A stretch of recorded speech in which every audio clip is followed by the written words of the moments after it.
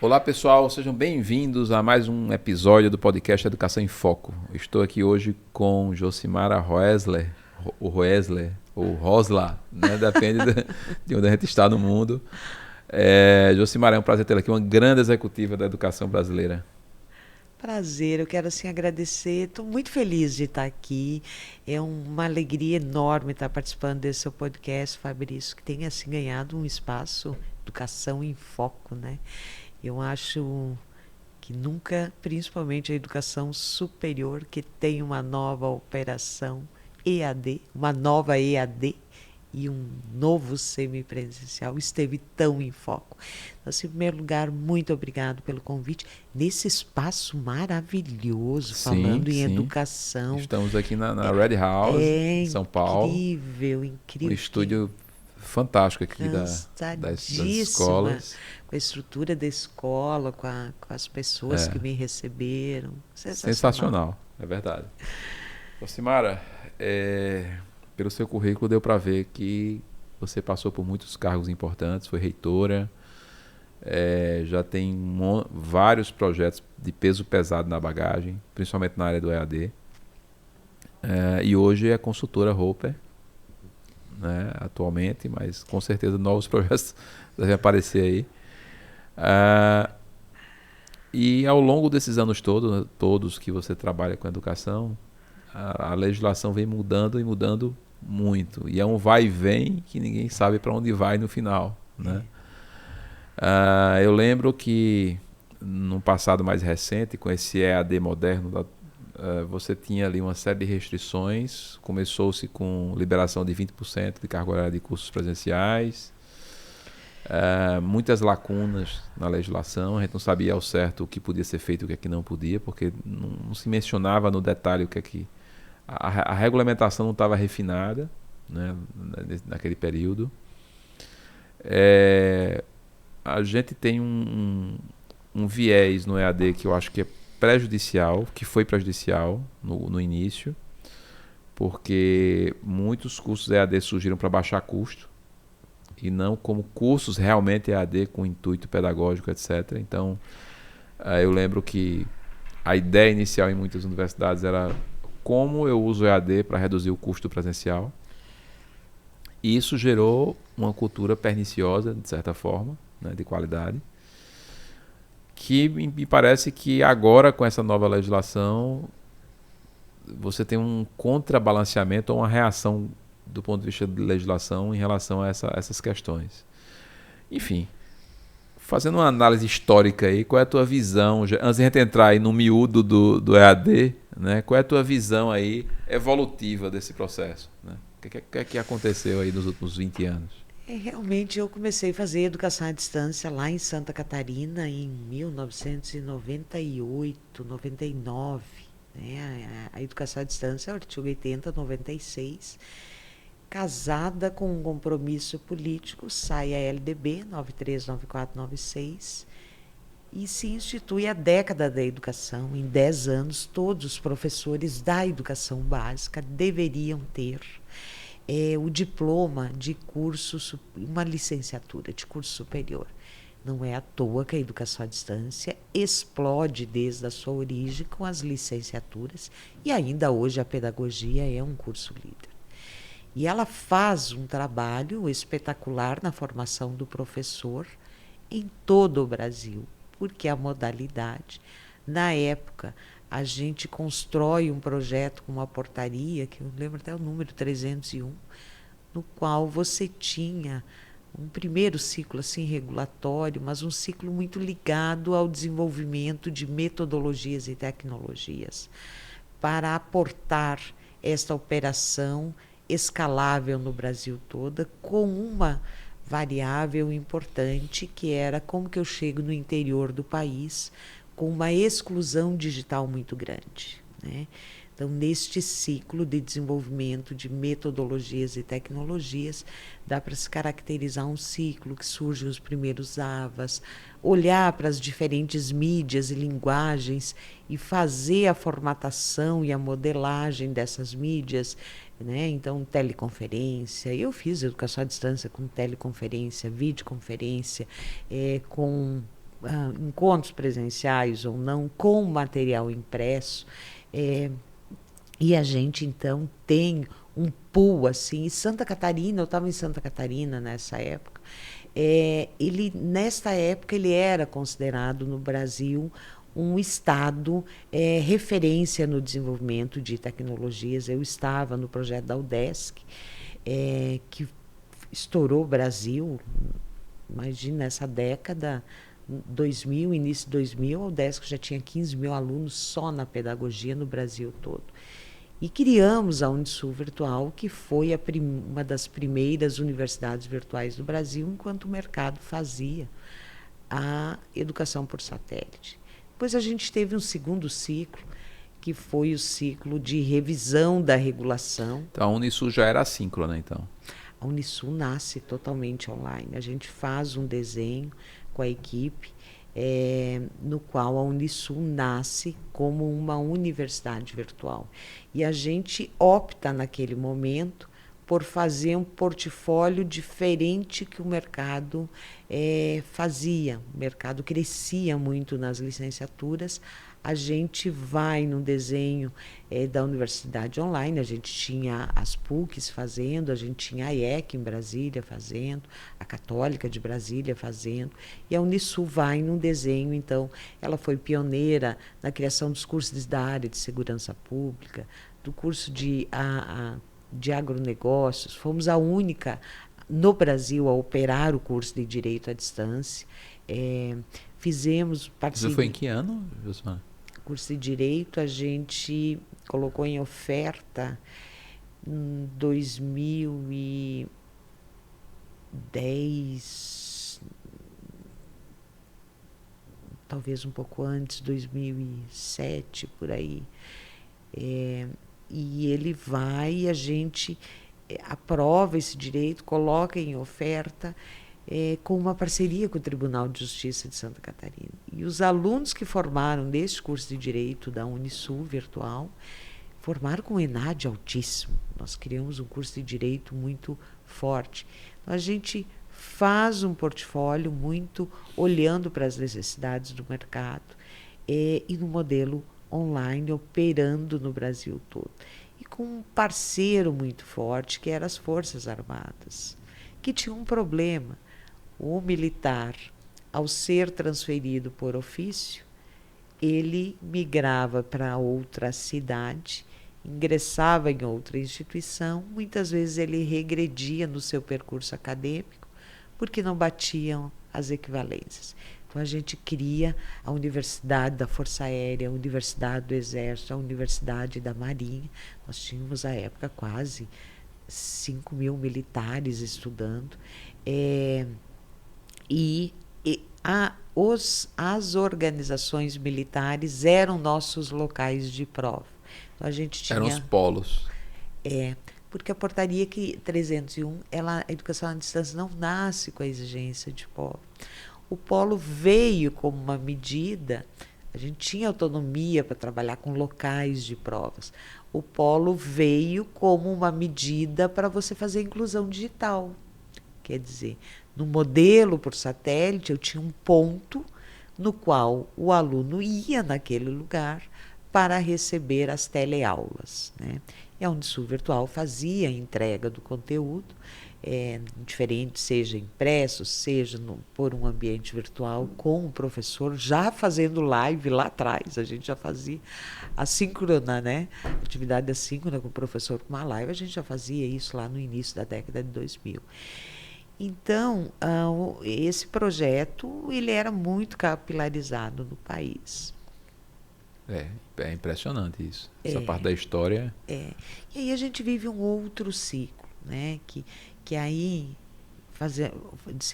olha para o ciclo da educação, os ciclos da educação à distância no país. A gente tem esse ciclo da... Desculpa, Josimara. Esse projeto da Unisul foi o teu primeiro grande projeto no EAD ou teve alguma coisa antes? Eu trabalhei na UDESC, mas a UDESC é uma instituição pública. E o primeiro como executiva, sim, né? Eu era a vice-diretora do professor João Vianney, Nós começamos esse projeto em 2001, ele fica até 2009, aí eu assumo como diretora da Unisul Virtual, lidero o saneamento, que foi um momento complexo para o país, né? Em 2009, a gente tem a instauração dos processos de supervisão, de saneamento, e instituições de norte a sul do Brasil, elas entram em processo de supervisão com medidas de saneamento que tiveram uma ações que lhe causaram muito custo, com determinações do tipo: não pode mais haver local de prova, tem que haver um polo, e esse polo tem uma estrutura. Então, essa questão do polo, ela já vem desta revisão regulatória, no qual biblioteca e, na época, com a exigência de acervo físico. Então, você imagina uma operação online, uma universidade virtual, que trabalhava com a entrega de livros didáticos, e que o aluno ia fazer a prova presencial, ele passa. Então, a gente tem uma rede de quase, o somatório era quase 450 entre as organizações militares e os outros pontos que a gente tinha, estruturar. Então, assim, separa tudo isso e estruturamos, à época, 90 polos dentro, de acordo com a exigência regulatória. E o que era? Aportar laboratórios, aportar livros físicos. À época foi quase 15 milhões o investimento que a universidade fez para fazer o enquadramento regulatório e atender à supervisão.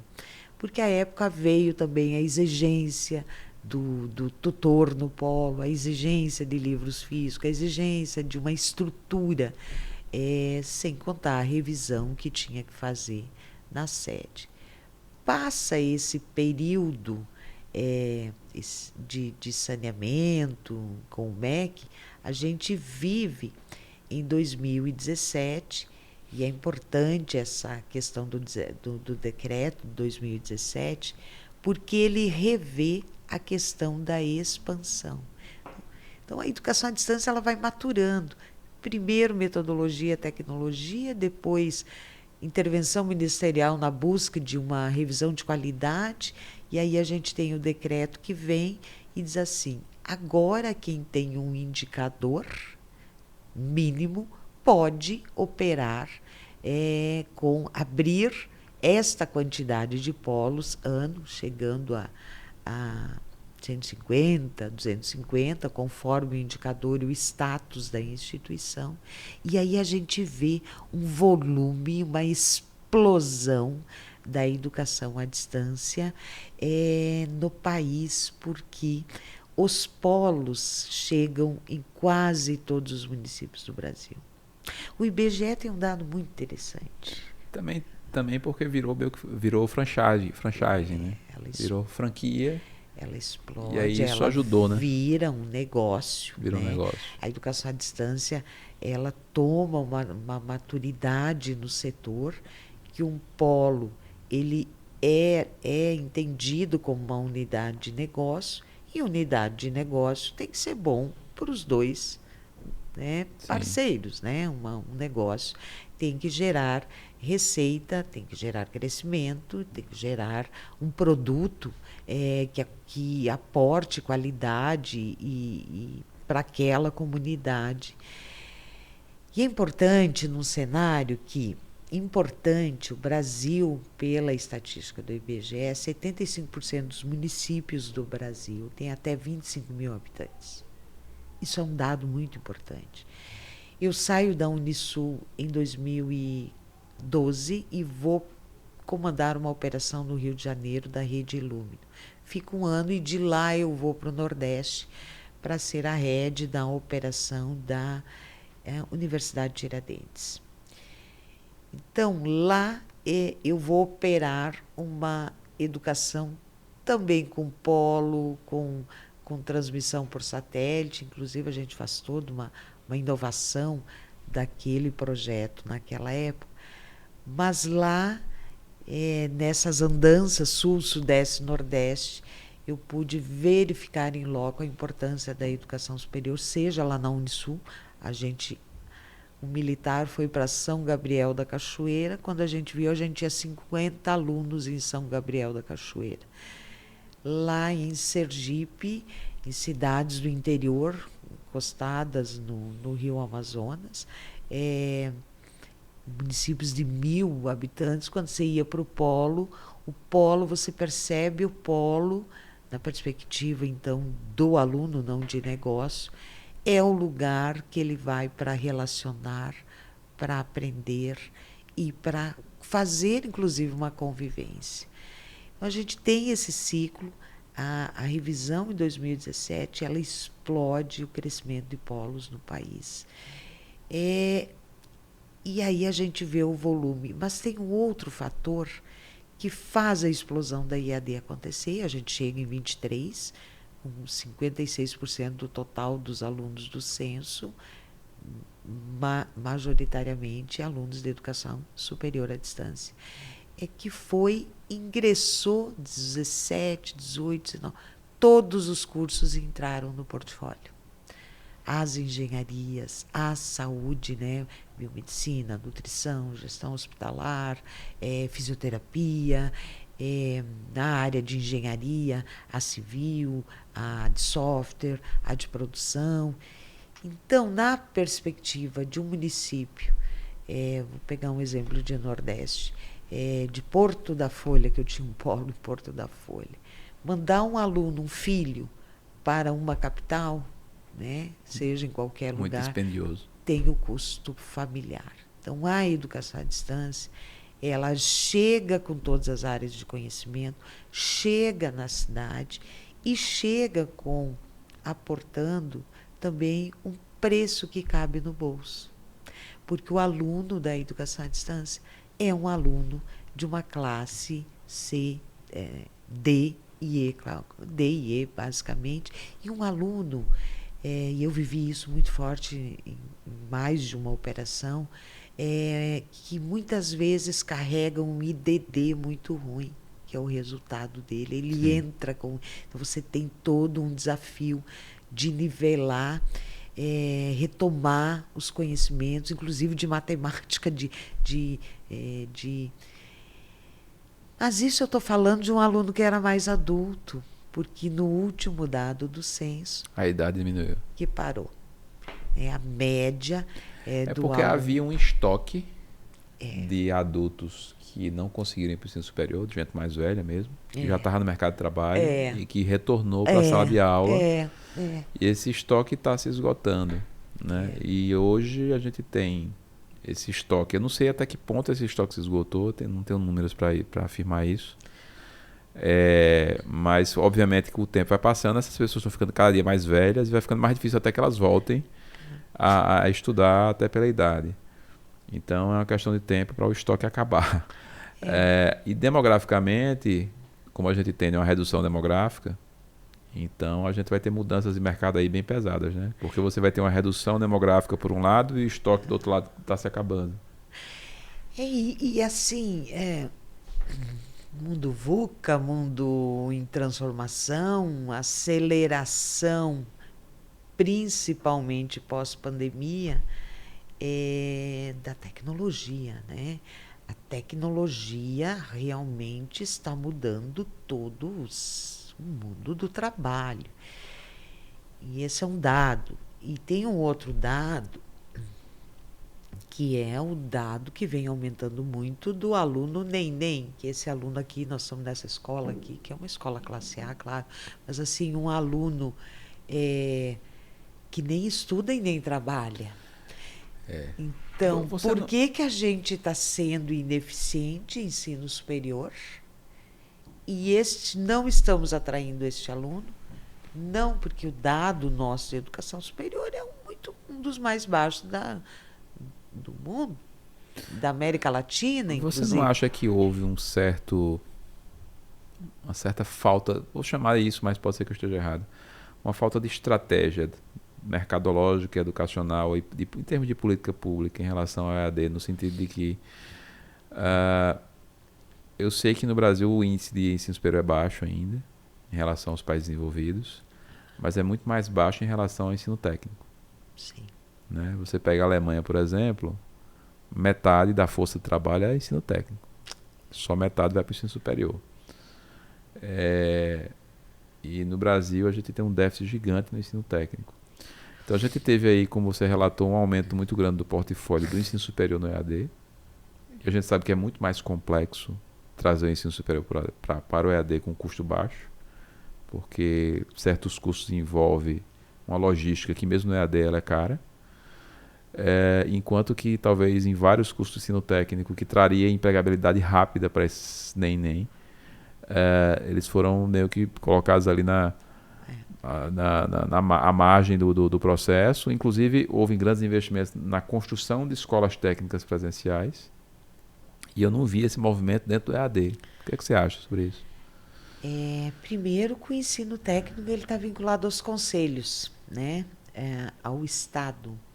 Então, assim, há visões e visões de aceitação regulatória e política, inclusive, de estados. Há estados que fecham mais. Porque a regulação é pulverizada nos estados, né? Ela é determinada por estado. Então, assim, tem estado que é mais aberto em apoiar a autorização desses cursos e há estados que não, né? Então, talvez não há uma política nacional como na educação superior, política regulatória que permita a um interessado credenciar em nível nacional. Saiu agora, recente, 3 anos, via SISTEC, que as instituições credenciadas com um indicador mínimo estabelecido em edital, elas podem participar, ofertando técnicos, participar de um edital de seleção. Acho, principalmente na minha gestão da minha operação em Minas, você conheceu o último mantenedor que eu trabalhei, inclusive, a gente olhava muito para as escolas técnicas como polos, como os parceiros. Então, assim, eu tenho uma proximidade há muito tempo com a educação profissionalizante, com o técnico, por parcerias diferenciadas, seja por ser um polo, por fazer algum determinado projeto. E realmente é impressionante a eficácia que ele tem na formação do aluno para o primeiro emprego. Isso. Um bom exemplo, Josimar, é a enfermagem, né? Geralmente, o estudante de enfermagem que faz primeiro o técnico de enfermagem, ele consegue se empregar muito mais rápido quando ele faz o superior do que quando ele faz o superior direto. Porque ele faz o técnico, sim, aí ele é empregado rapidamente no técnico, nos hospitais, ele passa a ser conhecido na área, e aí quando ele faz o superior depois, ele já tem as portas abertas nos hospitais. É um exemplo, claro, disso. Tanto que a regulação, né, ela prevê o itinerário formativo, né, de se pensar uma formação técnica no qual começa com um profissionalizante, vai para um técnico, vai para um tecnólogo, né, um superior, e aí, inclusive, chegando no mestrado profissionalizante, há esse itinerário previsto enquanto política de regulatória, toda uma regulação sobre esse aspecto, né? E pode significar realmente um salto, né, de formação. E agora, né, Fabrício, a questão do programa que foi lançado esse ano, vale por 5 anos, a troca do programa Juro pela Educação. Juro pela Educação. Veja, há uma tendência do técnico crescer. Eu acho que o técnico, não o técnico, né? Há uma tendência da educação profissionalizante crescer no país. Há uma política regulatória que prevê, inclusive, se pensar projetos focados em itinerários formativos. O que quer dizer isso? Eu crio uma jornada de competências cursos profissionalizantes, cursos técnicos, cursos tecnológicos. Todas as escolas de ensino integral elas já estão acopladas ali com um segundo currículo, superior, né, para entrar o... E, inclusive, linkando isso com o último ano, no novo ensino médio. Né?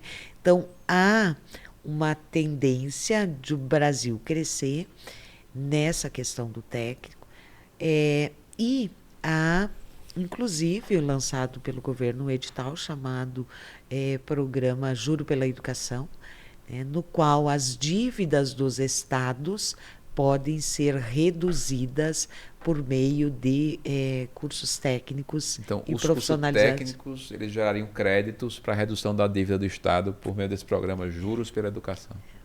Em Minas temos o Trilhas de Aprendizagem, né, que é um grande incentivo no Estado, que o Estado já disponibiliza muitas vagas no Trilhas de Aprendizagem para cursos técnicos. Isso já é uma realidade. Já é uma política lá de Minas Gerais. O Trilhas já é uma política, mas aí esse programa Juros pela Educação, ele é um programa que tem duração aí de 4, 5 anos, já está em edital, anunciada.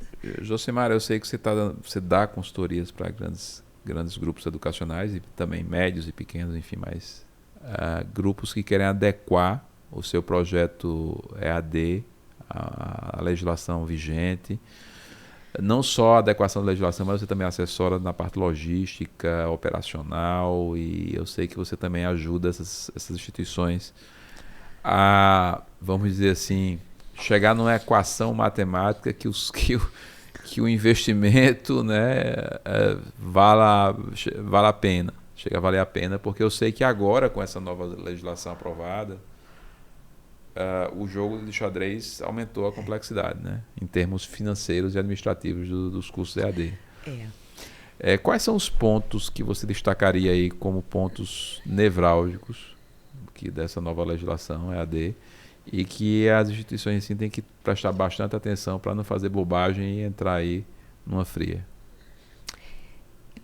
Eu usei uma metáfora no último webinar da Roper, o teodolito regulatório. O teodolito é um aparelho da engenharia que é usado para medir, porque é isso mesmo, é uma equação matemática, né, para aplicar a impactos que estão vinculados à conformidade, viabilidade e estratégia para uma operação que tem que seguir não mais modalidade, formatos, né? Então, assim, é uma nova filosofia. A nova EAD é uma EAD que está ou dentro de um presencial no limite de 30%, ou num EAD que tem 10% de presencialidade e 10% de síncronas mediadas, e um semipresencial. Um semipresencial que tem um percentual definido em decreto, porém que está saindo diretrizes que têm percentuais diferentes daquela... Do decreto. Do decreto, né? Porque o decreto diz assim, isso é o mínimo. Mas, a exemplo das licenciaturas, 50% presencial, 50% EAD síncrono ou assíncrono, né? Aí saiu ontem a de nutrição, ela já traz outro percentual. Mas ultrapassando o limite?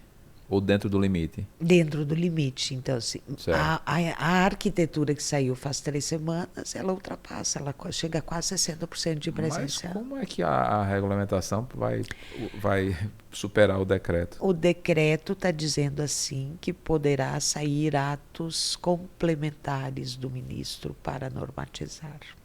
E as DCNs são atos complementares. Mas o ato complementar não... Pelo menos o pouco de direito que eu entendo, né? Eu não sou especialista nisso. Uma portaria que visa regulamentar de maneira complementar um decreto, ela não supera... A hierarquia seria, né? Não lei, decreto, portaria, né? Portaria, resolução, né? Mas nós estamos vivendo uma realidade sui generis. Está bem estranho, né? Então, assim, há um conceito, primeiro, que tem 3 tipos de formato. E o que a gente chamava de atividade como ação, né? Ler, estudar. Só para o pessoal entender bem o que você está falando aqui. Você sai de um paradigma de modalidade para formatos. Você tem aí, de maneira grosseira, vamos dizer assim, 3 formatos, porque dentro desses formatos você tem subformatos, não é isso? Em cada... De acordo com a DCN. De Isso acordo com está a acontecendo DCN. no semipresencial. É, a de nutrição, por exemplo, a que saiu ontem, sem muito estudo ainda, né? Mas a de nutrição, ela colocou assim, professor, 5 anos, ela aumenta em 1 ano o curso, 5 anos. No EAD vai ser 1 ano a mais, é isso? Não, a DCN, ela normatiza a oferta de um curso. Certo. Ela traz o perfil do egresso, as competências e lá estágio, prática. Norteia o currículo. Ela norteia, ela é um norteador, ela é uma diretriz. E nas diretrizes, arquitetura, nutrição, licenciaturas, ela está determinando algumas coisas. Licenciatura, ela diz 50% presencial, destes 50%, 1.600 horas no núcleo 2. 1.600 horas. A grande novidade é o formato semipresencial. O formato semipresencial, ele tem um percentual definido em decreto, porém o decreto diz assim, por ato do ministro, poderá haver questões complementares e o decreto diz o tempo todo a força da diretriz curricular. Então, começa a sair as diretrizes curriculares. Aí vem uma caixinha de surpresa, no caso. A primeira que sacudiu o mercado foi as licenciaturas, com uma carga de presencialidade grande, 50% de atividades presenciais. Quando você olha esse 50%, tem lá o estágio, tem lá a extensão. Aí ele traz a novidade que tem que ter atividades presenciais, uma carga muito grande, 880 horas, no núcleo 2. Certo. Então, O no núcleo núcleo 2, específico, além estágio, etc., você tem que ter uma carga de atividades presenciais ali de mais de 800 horas. O núcleo 2 das licenciaturas é as competências específicas. Então, assim, um curso de física, por exemplo, uma licenciatura em física, você está falando da parte específica de física. E essas atividades têm que ser feitas no polo. Então. Em tese. E aí eu queria voltar um pouquinho para o decreto. Há uma nuance no decreto que é importante, algumas nuances. Eu estava aqui em São Paulo atendendo uma instituição, inclusive. Primeiro, há que entender do decreto o que é poder e o que é dever, que há uma grande diferença. A gente começa a receber esses anúncios de que mudaria a legislação. Em 2024 sai a resolução 4, no final de outubro, com a portaria 528, diz assim, para tudo, não pode mais cadastrar curso, não pode mais cadastrar polo, vai sair o decreto e a gente fica sendo invadidos por uma mídia negativa e por algumas forças indo contra o IAD. Há um movimento muito forte da IAD e na expectativa desse decreto, abre-se debate e a SERES vai largando algumas normativas. O decreto vem em 2017 com uma mudança de filosofia, isso é muito importante. Formatos. O formato, ele é operacionalizado por atividades presenciais, atividades síncronas, atividades assíncronas, atividades práticas. Isso é uma nova filosofia. Então, eu executo aquele percentual por meio de uma atividade. Certo.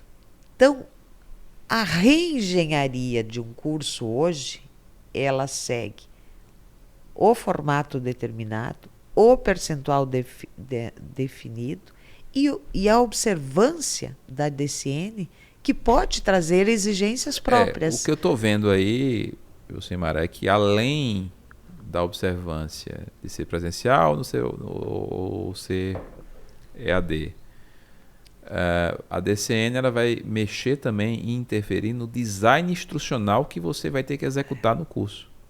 Que a partir do momento que ela define que vai ter que ter uma atividade X ou Y, você está mexendo já em pedagogia. Você está mexendo em pedagogia, no design exatamente. instrucional, né? Então, olhar para uma matriz, eu vou montar um curso EAD.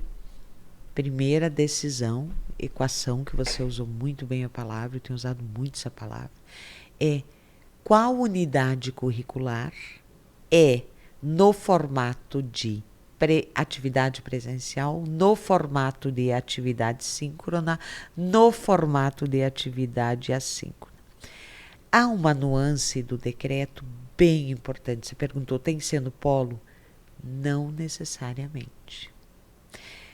Ele diz que pode ser no polo, num ambiente profissional. Então, isso abre um leque para fazer, a gente falava antes de curso técnico, né? A Alemanha faz muitos modelos de inserção desse aluno dentro de organizações. Sim. Há uma possibilidade de trazer, eu acho que tem que olhar, eu gosto de pensar assim, quando o regulador fecha uma porta, o mercado abre outras janelas. É uma conta que requer muito estudo, muita clareza desse redesenho, dessa nova modelagem do projeto, qual atividade, onde, com que estratégia e com que polo. O decreto, ele impacta, enquanto negócio, ele impacta no produto, ele impacta no preço e ele impacta em todas as praças. Te ouvindo falar esses aspectos aí relacionados às DCNs, que eu não estava por dentro, inclusive, é mais complexo do que eu imaginei. Porque eu já tinha certeza, só em ler o decreto, que o preço ia modificar muito. Porque a depender da decisão que o gestor tomar, pode ser 0 a 1000, né? Assim, os valores podem ser bem diferentes.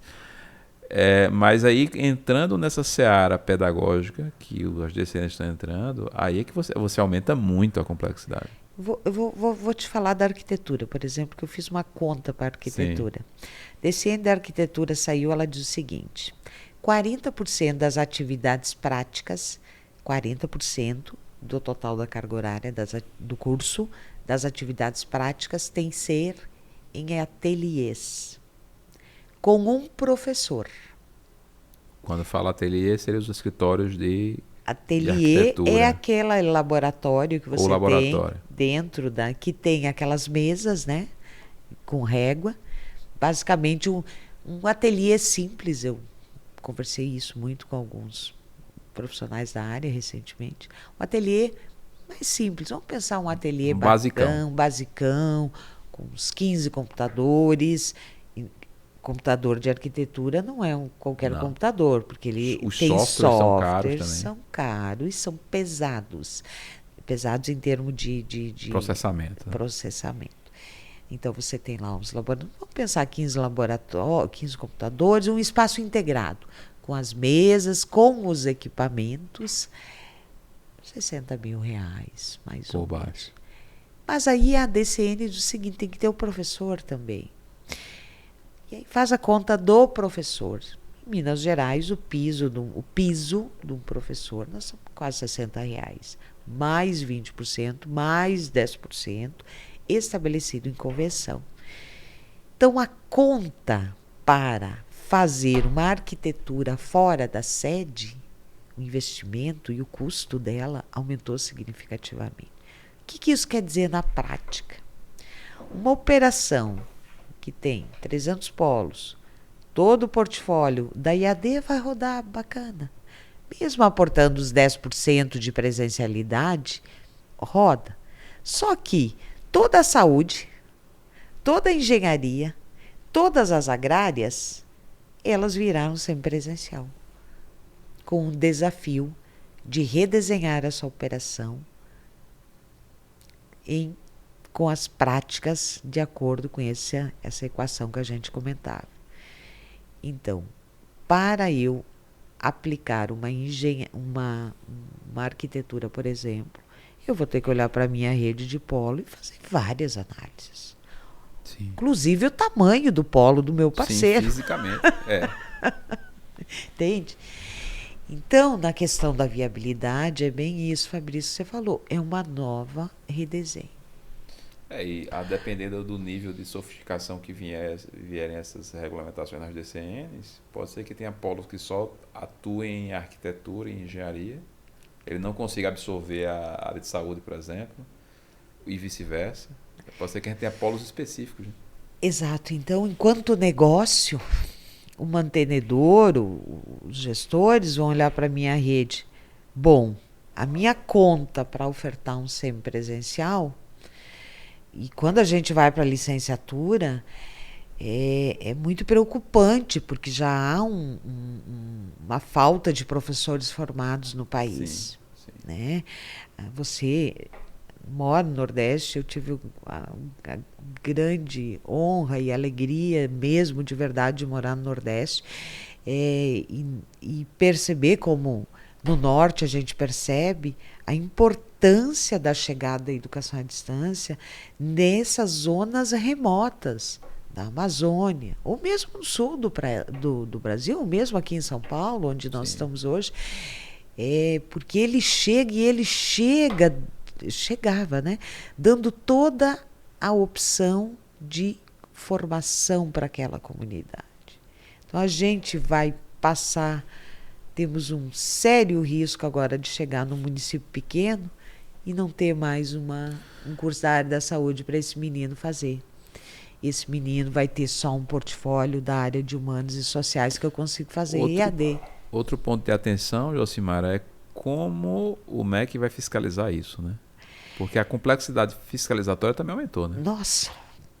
Tudo que era EAD que foi extinto e que virou SEMI, ele migra como autorizado. Tudo isso vai ter que ser autorizado. É reconhecido. Eu estou enxergando posso estar enganado, sempre quando a gente entra nessa área da tentar prever alguma coisa é complicado, mas eu estou achando que a gente vai ter a modalidade semipresencial substituindo a presencial em alguns casos, né? As universidades, vamos dizer por assim. determinação de lei, inclusive. Corretíssimo. Assim, não pode mais fazer cursos da área da saúde no modelo EAD, está proibido. É formato semipresencial. Vai ser... Mas tem o presencial e o semipresencial. Não é isso? Presencial, o que eu estou dizendo o que vai acontecer nesses casos que não pode ter EAD, só pode ter as duas modalidades, presencial ou semipresencial, alguns cursos presenciais deixarão de ser presenciais. Sim. E eles vão ser semipresenciais e vão usar a infra do presencial. Sim. E aí você vai ter algumas faculdades com a redução do escopo presencial indo para o semipresencial. As faculdades de elite, vamos dizer assim, as mais caras, elas vão continuar mantendo o presencial como um chamariz para agregar valor ao curso. E o EAD ele vai ficar nichado onde pode o EAD mesmo, lá com os 10%, acontecer. Eu não consigo enxergar esse semipresencial com essa modelagem aí que você está descrevendo e com essa complexidade das DCNs, ele encaixando bem no modelo EAD atual. Eu estou achando bem difícil. Um modelo, o semipresencial, é bem importante isso que você está colocando, Fabrício. Não é um puxadinho no projeto pedagógico. Isso. É um novo projeto pedagógico. E ele é mais complexo do que o presencial. Mais complexo na perspectiva se você quer operar fora da sede. Isso. Ele é mais complexo. Porque o desafio é como que eu aplico essa presencialidade de práticas que a DCN exige lá no município que está meu polo. Agora, olhando por outro lado, olhando agora com o copo cheio, né? A gente está olhando o copo vazio, vamos olhar o copo cheio. abre mercado no presencial. É isso que eu ia te dizer. Nesse sentido. Porque se você coloca o semipresencial no lugar do presencial na sede, aquele aluno que trabalha, que tem um horário não tão flexível, que ele não conseguia fazer o curso, ele vai fazer. Porque você abre alguns horários ali e aí flexibiliza o horário, né? Abre mercado, de certa forma. Há um dado, assim, do total das IES credenciadas no país, 68% delas, um dado medido pela Roper, há um percentual altíssimo delas, elas têm até 500 alunos. Então, assim, ó, para as IES pequenas, Sim. vou recolocar a frase aqui para não errar na estatística. Do total das IES credenciadas no país, 68% delas são consideradas pequenas. Sim. Tem uma faixa aí variando de 500 alunos, 1.000 alunos. Muitas são familiares ainda, muitos Maria. são familiares, pequenos. Isso que você coloca é uma oportunidade para elas revisarem a sua operação presencial. Elas podem se tornar mais flexíveis no sentido de diminuir a quantidade de encontros e fazer um presencial e um semipresencial. E otimizar a infraestrutura. Otimiza a estrutura, ela consegue atender um leque maior, né, dentro da sua região. E o dado medido pela Roper... Roper, mais distante. Né? Quando você tem aquelas faculdades o polo raio no interior, dela o raio dela aumenta. O raio dela porque aumenta. o aluno tem que ir menos vezes lá. É isso. Enquanto negócio EAD, o semipresencial, ele deve estar... a Roper mediu, o que mais cresceu, tem mais crescido é o formato semipresencial. Talvez por isso que a gente está falando aqui. Né? Ele tem mais crescido. Por quê? Alguns cursos o aluno também busca um pouco de presencialidade. Né? Ele quer fazer o maker. Não, e eu sinto que houve uma certa ressaca do ensino à distância em função do trauma pandêmico. As pessoas, quando voltaram da pandemia, voltaram com mais vontade de relacionar, de encontrar. Da presencialidade. Né? E sim, o híbrido medido pela Roper é o que tem mais crescido. Então, assim, o futuro é semipresencial. E o regulatório traz o semipresencial, inclusive, como determinante. Então, enquanto negócio, na reestruturação agora, é olhar para a minha malha de... E do ponto de vista pedagógico, agora vou olhar para o lado da educação, sem olhar muito para o mercado, grande parte dos nossos cursos tem uma carga horária muito elevada. Estou falando dos presenciais. Você já deve ter visto, né, os currículos americanos, enfim, até os ingleses. Os alunos, os estudantes de ensino superior, eles passam muito mais tempo na biblioteca do que assistindo aula. Né? Aí você vai pegar a carga horária deles, de aula mesmo, presencial, não é uma carga horária como é a nossa aqui.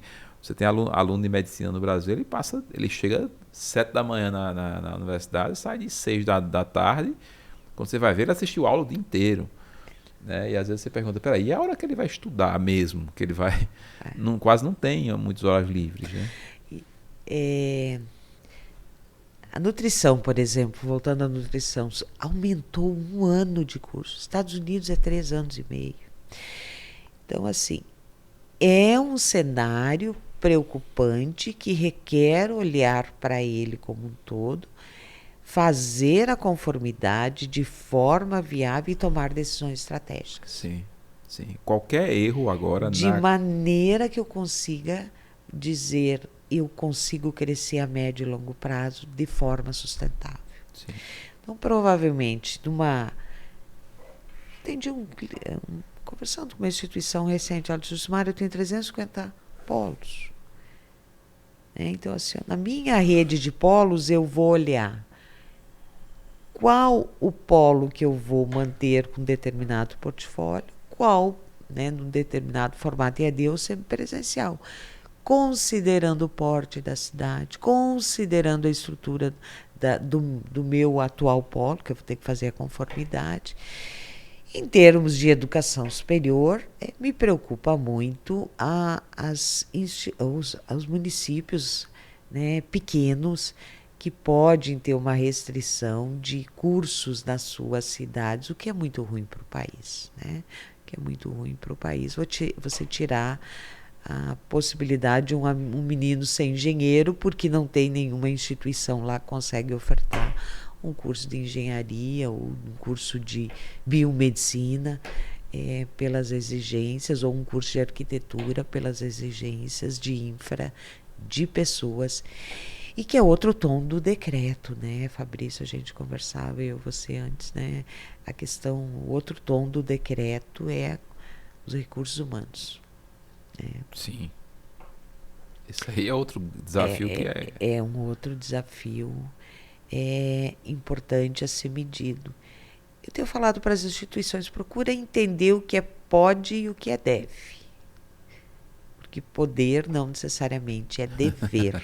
Né? Isso é importante nas nuances aí da... Josimar, eu acho que tudo que você está falando aí leva a uma primeira conclusão que é óbvia, que é você que é gestor educacional hoje, que tem cursos EAD na sua instituição, ou que pretende implantar cursos EAD, você precisa estar muito bem orientado sobre as decisões que você tem que tomar. Né? Porque uma decisão errada agora, lá na frente, pode gerar prejuízos aí que você não está nem imaginando. Né? Porque são muitas variáveis a serem consideradas agora. Muitas variáveis, muitas variáveis. A pancada veio, a regulatória veio, com a exigência tem que aplicar, se não aplicar, leva a sanção. É um ponto. Só que tem que entender, como se diz, as nuances disso. Sim. Né? Senão vai contratar o que não deve, vai colocar um percentual que não se aplica. Vai escolher a infraestrutura errada. Vai ou pesar de mais ou de menos. Né? Eu acho que nunca... isso é bem importante. O projeto pedagógico ganhou uma questão assim muito estratégica na instituição. Sim, sim. O projeto pedagógico, ele é o primeiro documento a ser delineado antes de montar toda a estrutura. E o PDI. E o PDI. Plano de Desenvolvimento Institucional. Sim. Quer dizer, onde eu quero estar daqui a 5 anos. Então, assim, mas o projeto pedagógico, a clareza de como Sim. operacionalizar esse desenho, você dizia, né? Esse desenho, essa modelagem. Porque no contexto anterior, o projeto pedagógico ele era realmente tinha um viés pedagógico. Agora, além do viés pedagógico, ele tem que ter um viés norteador da operação. Né? E se você lê nas linhas do decreto e da portaria 506 também, o gestor ganhou uma nova função. O mercado olhava o gestor como dono em muitos modelos. Ele é um gestor que está trabalhando para o relacionamento da comunidade, me trazendo parceiro, viabilizando parcerias, levando a minha marca. Para o aluno, o gestor era o principal decisor. No texto da lei está dito, o gestor tem responsabilidades pedagógicas vinculadas à aprendizagem, pedagógicas. Então, ele ganha um novo papel que é importante ser observado. E você acha que esse novo papel ele vai ser cobrado de que forma? Né? Porque quando você fala responsabilidade pedagógica, está vinculando aí ao resultado do aprendizado dos estudantes. Né? O pacote todo não foi entregue ainda pelo MEC. Tá ali. Está faltando os instrumentos de avaliação, Sim. de autorização. Que a proposta de avaliação que já está posta para o novo instrumento do presencial já é uma proposta bem forte, até no bem bom arrojada, sentido. Né? Arrojada. De apertar, né? Apertando bem. Né? A preocupação do setor é assim, será que vem mais número que vai me custar mais caro? Porque a atividade síncrona mediada, por exemplo, ela tem a exigência de aluno. Tem um limite de 70 alunos. Por mediador. Ou por professor. A escolha é da instituição. E você tem ainda a questão da contratualização, né? Porque seja qual for o nome que se der, se vai ser um professor, um mediador, um tutor, o que for, como é que vai se enquadrar esse cara em termos de contrato de trabalho, né? Porque se ele se enquadra como professor, a CLT do professor ela é diferente, você sabe? Que tem uma série de nuances na CLT do professor, que envolve inclusive a avaliação. Isso é extremamente importante, essa Isso. questão. Tutor é administrativo, ele vai estar lá no SAENG.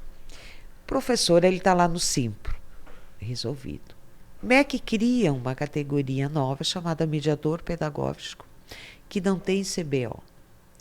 Pelo texto regulatório, o mediador pedagógico, ele não é professor. Isso é bem importante.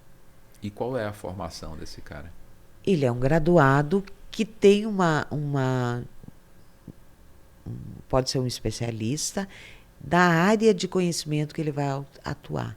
Mas ele atua, e o texto da lei é bem importante, para auxiliar o professor. Então tem que ter o professor. Sim, ele é um auxiliar do professor. Por exemplo, se eu vou desenhar um semipresencial e eu vou colocar um mediador no polo, ele está auxiliando, porque toda unidade curricular, obrigatoriamente, tem que ter um professor regente. Então, esse cara que está no polo A, no polo B, no polo C, ele está executando algo que foi planejado pelo professor. Então esse professor ele passa a ser gestor, né? Ele tem vários auxiliares. Sim, o professor, o professor vai ter muito bem colocado. Assim, ele deixou, ele passa a ser um professor ele gestor. Também é responsável por esses profissionais, são pontos. porque eles respondem a ele. É. Mas há uma discussão aqui envolvida que, dependendo da ação da instituição, ela pode gerar uma dor de cabeça futura muito grande, que é a questão do sindicato. Sim. Se eu contrato um profissional que executa uma ação, por exemplo, que me dê o risco de ele pedir equiparação como professor, isso me gera um passivo aí. Então, eu estou vendo tudo isso, quer dizer, esse mediador, ele pode ter todas as características de um professor, inclusive funcionar a função muito próxima do professor, e o professor ele passa a ter aí vários auxiliares que caracteriza uma função de gestão. Então você tem um outro, talvez, passivo sendo criado aí na legislação atual, né? O professor regente, está bem claro as funções dele, né? No decreto. Ele planeja e supervisiona, né, o trabalho desse mediador. Então, ele vai ter que ter um perfil de... porque o decreto está à luz das funções que foram imaginadas a serem executadas a partir das GCNs. Mas as implicações trabalhistas ainda vão vir, né? Porque quando o estudo começar a rodar... Dois grandes órgãos, que é a BMS e a CEMESP, fizeram por escrito o pedido junto ao Ministério da Educação, pedindo alguns esclarecimentos. Então, a gente está num momento de aplicação da norma. Minha dica aqui ao recompor o teu sistema docente, mediador não é docente. Tá claro. Se ele não é docente, ele está no sindicato administrativo. Então, a minha contratação dele está muito vinculada a ele executar, né, auxiliar o professor e o cuidado de ele não dar aula, por exemplo. Né? Ele executa um guia didático elaborado pelo professor, pela sede, na ponta, auxiliando que a mediação acontece. Ele executa a mediação entre a relação do aluno com o professor, entre a relação do aluno com uma atividade prática, entre a relação do aluno com o material didático. Então, mediar é isso. né? Mediar é você fazer esse encontro aluno-professor, aluno-prática, aluno Perceba presente. que é uma linha tênue, né? É uma linha Não é uma linha tênue. tão... A depender do nível organizacional da instituição, esse mediador, não estou falando aqui nem de má fé, mas de maneira natural ele pode começar a ultrapassar essa linha, a depender do que acontece no dia a dia e executar a função. Ah, Jucimara, posso só colocar mediador? Não. Teu curso não aprova. Tem que ter professor, tem que ter professor regente. Josimara, por tudo que você falou aqui, o buraco é mais embaixo, né? É, Josimara, o tempo passa rápido. passa. É muito legal conversar contigo aqui. Ai, foi um Foi uma prazer. conversa muito técnica, você trouxe uma visão aqui que a gente não tinha ainda. Eu mesmo não tinha ainda vislumbrado essa questão das DCNs. Então me trouxe à luz, e deve ter trazido à luz aí para muita gente que está assistindo. Muito obrigado pela sua participação. E deixa o microfone aberto aí, se você quiser mandar algum recado, divulgar alguma coisa, fica à vontade. Eu só tenho a agradecer, dizer assim que eu estou à disposição, tenho conversado bastante com as pessoas. Muita calma nessa hora, né? Sim. Tem um prazo de transição, medir, calcular, fazer, ter o entendimento da norma, fazer com sustentabilidade, com viabilidade. A educação superior no Brasil ela tem uma importância muito grande. A gente lida com sonho, a gente lida com formação, a gente lida com melhorias de qualidade de vida. A gente está falando de empoderamento feminino, né? Eu gosto muito de pensar nisso porque as pessoas com diploma na mão, elas ganham melhor, elas têm trabalhos melhores e tão logo elas têm uma condição de vida melhor, né? Ela melhora o IDH dos municípios, isso é muito importante, né? Então, assim, só alegria, obrigada, e Fabrício, estou à Bom demais. disposição, né? Muito obrigada, foi uma honra Obrigado. ter esse bate-papo contigo. Pessoal, é isso aí. Até o próximo episódio da Educação em Foco Podcast.